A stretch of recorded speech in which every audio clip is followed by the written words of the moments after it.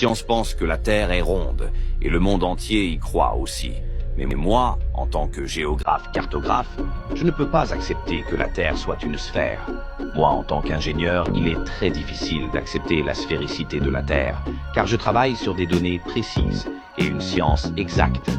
Cela est une idée préconçue que vous avez acceptée depuis enfant. Soi-disant, l'eau ne quitterait pas la Terre, car elle est attirée par une force centrale. Mais en même temps, on vous dit que la gravité n'est pas au centre, mais elle est répartie. Et c'est pour cela que je pense que tout est faux. Les chercheurs de Dalika et du Centre Technologie des Ziggourats évaluaient toutes les possibilités pour procéder à des expériences scientifiques, afin de trouver des preuves déterminantes au sujet de cette courbure et de la forme réelle de la Terre. La plupart de nos recherches vont se dérouler sur la mer, car elle représente 70% de la surface de la Terre. Donc, la première expérience que l'on a sélectionnée, de prendre les mesures de la courbure de l'horizon juste au-dessus de la surface de l'eau. Le premier test se fera en observant les mâts d'un bateau pour voir s'ils disparaissent bien selon une courbure.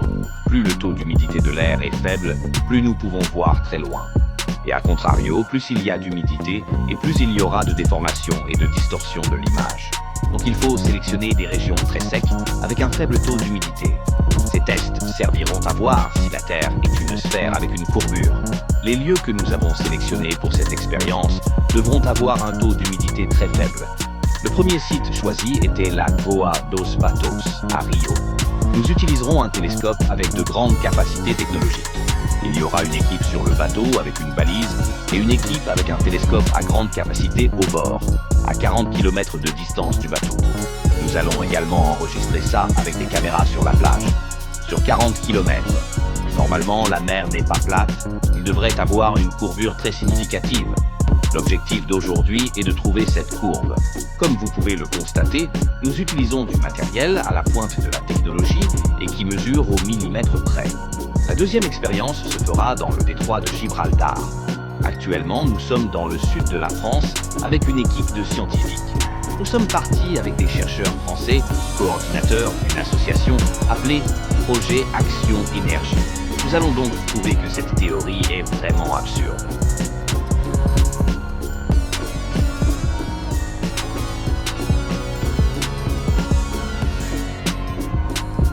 Nous allons aussi réaliser une expérience sur l'île d'Amantani sur le lac Titicaca au Pérou, sur une distance de 110 km, et normalement nous devrions trouver une courbure de 237 mètres de haut, équivalente à un immeuble de 79 étages.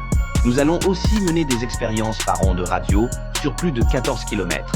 En plaçant deux paraboles à cette distance, nous serons en mesure de savoir si l'eau obstrue la route de ces ondes, car les ondes sont linéaires et ne franchissent pas l'eau.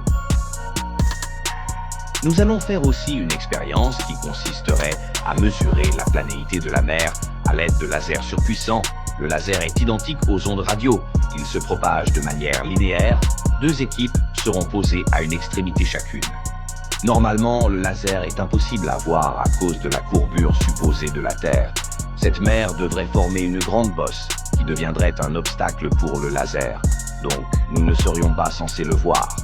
En tant que scientifique, il faut avoir l'esprit ouvert pour mener des expériences parfaites. Maintenant que toutes les expériences ont été réalisées, le moment de vérité est venu. Est-ce que cette fameuse courbure est constatable dans notre monde, ou bien est-ce juste un immense mensonge? Les chercheurs ont remarqué qu'à l'œil nu, les bateaux disparaissaient à l'horizon, un argument que les adeptes de la Terre sphérique utilisent, mais lorsque les bateaux ont atteint l'horizon et qu'il n'était de plus possible de les voir à l'œil nu, les chercheurs les ont fait réapparaître avec des télescopes. Et ces bateaux étaient toujours entiers et non cachés dans une courbure. Lorsque nous avons perdu le bateau de vue à l'œil nu, nous avons utilisé les téléobjectifs. Et là, ce que nous avons réalisé était que ce que nous voyions n'était pas des mirages, mais c'était bien la réalité. Les bateaux étaient toujours là.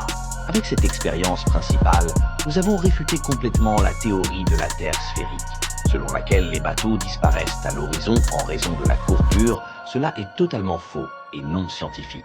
Je vous présente un marin du lac Titicaca au Pérou, et il dit qu'il est possible de voir de l'autre côté de la rive par temps clair.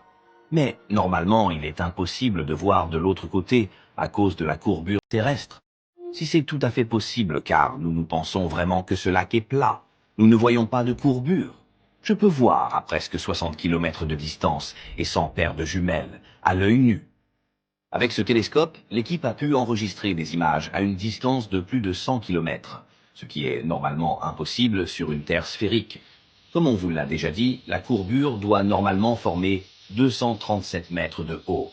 Donc cette expérience est une autre preuve que la théorie de la Terre sphérique n'a aucun fondement scientifique.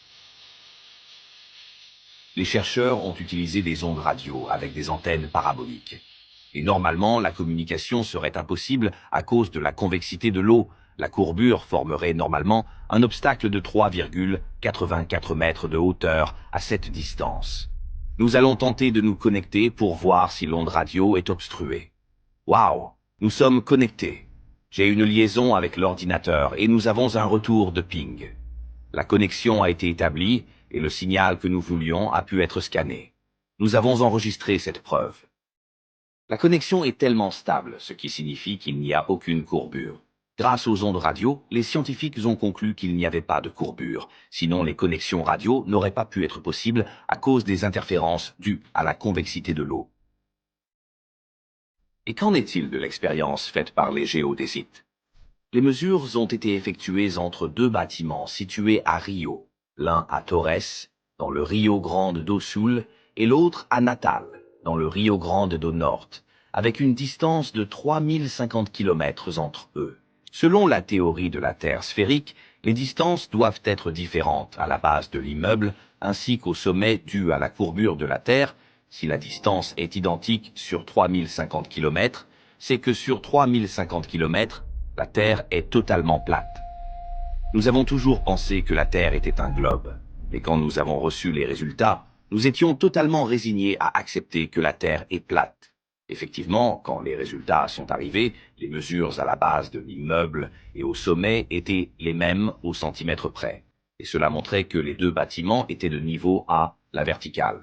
Les distances identiques entre la base et les sommets prouvent que, entre les deux bâtiments, il n'y a pas de courbure de cette soi-disant Terre sphérique. Et qu'en est-il de l'expérience faite avec des lasers sur le lac?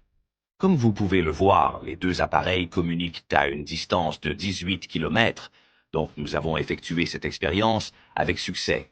Nous pouvons maintenant que la Terre est plate et qu'elle n'a pas le format des idées reçues qu'on nous a enseignées. Nous sommes à 18 km de distance et il n'y a pas de différence sur l'eau. Ici, c'est exactement le même niveau entre les deux points. Pourtant, à cette distance, il devrait y avoir une obstruction visuelle, une courbure d'environ 6 mètres, et normalement, les lasers n'auraient pas pu établir de contact. Celui-là, c'était le test ultime, et il prouve qu'il n'y a pas de courbure.